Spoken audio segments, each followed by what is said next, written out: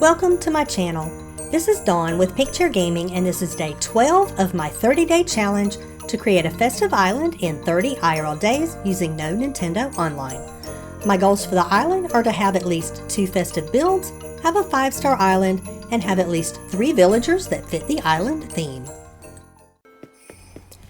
I feel like I'm finally starting to make some progress decorating this neighborhood. I've gotten 3 of the houses where they need to go, and I've started putting some pathing down, so let's see how much we can get accomplished today. Now that I've gotten all of the festive DIYs that I'm going to use, I'm really starting to get worried about the DIYs I'm getting from the game. I haven't gotten any good ones in quite a while, and I don't know whether to blame it on just plain bad luck, or if it's because I keep playing the same 10 days in the game of December. But before I finish the challenge, I do want to purchase the cooking capabilities because I really want the stonework kitchen item. And right now, I'm trying to decide if it's worth it to go ahead and get it, or if I'll just start getting more cooking recipes than actual DIYs. I think before I get it, I may try time traveling past a toy day and see what kinds of DIYs I get and hope they're better than what I'm getting now. I was so excited when I went to Happy Home Paradise the other day and was able to get Bruce because it unlocked the simple panel. Well, lo and behold, I have one at Nook's Cranny today, and I will definitely go ahead and purchase it because that allows me to get it a little bit earlier in the game. As much as I really don't want to, I'm going to go ahead and spend the bells to unlock Leaf at Harv's Island. I really want to get the hedge recipe, and I know purchasing more items from him is the best way to do that. And I also want to go ahead and start purchasing more crops and maybe have a farm section on my island. Alright, we're going to move our final house into the neighborhood, and we're going to move Whitney here. She's currently on the cliff right above where we're at, but I think her house will look really cute here, and hopefully this is a step in the right direction to finishing this neighborhood. Alright, we are going to go ahead and time travel to the next day. I was excited to find the touchscreen cash register in Nook's today.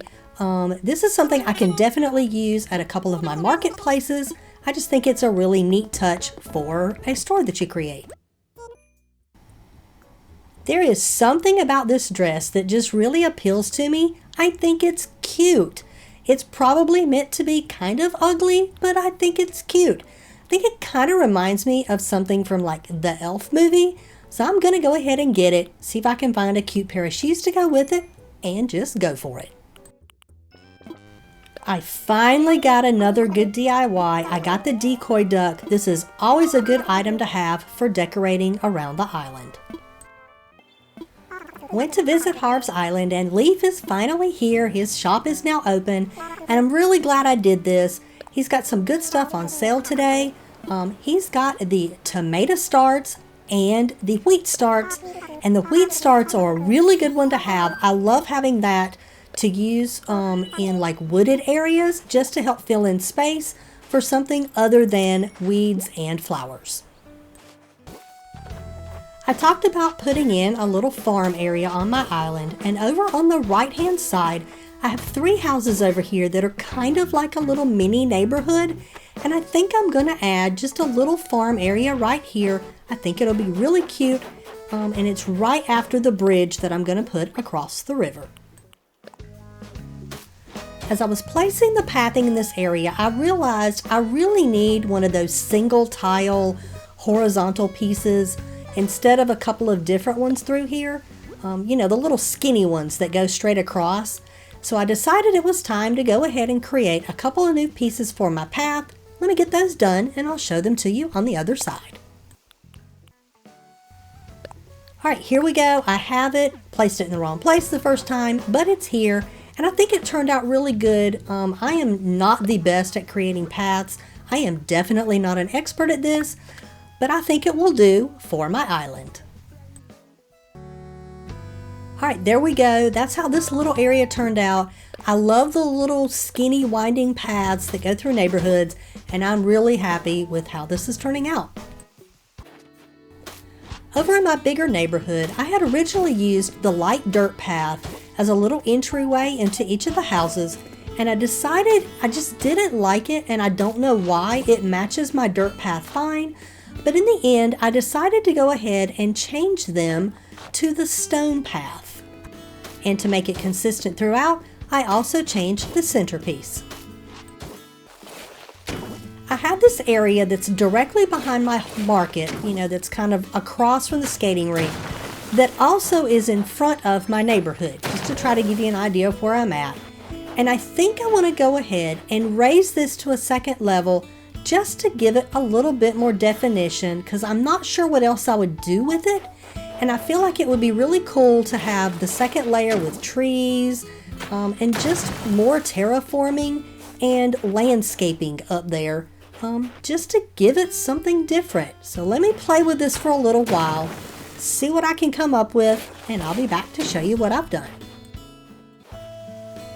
This area that I'm raising up is also across from the river behind Chop's house, which is where my little farm area is. I think this would be perfect for a cute waterfall. So let me play with this a little bit more and let's see what we can come up with.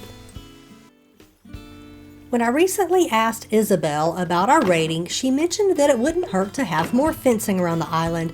So now that I have this cute little farm area, I'm going to go ahead and put a little bit of my barbed wire fence around it, which is one of my favorite fences in the game.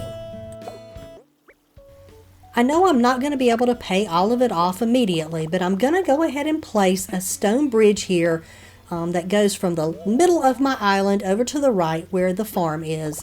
It may take me a few days to get it paid off, but at least I have it placed so I know where things will go over here. Alright, there we go. I have the cliff built up behind it with a little waterfall, and this is turning out absolutely adorable.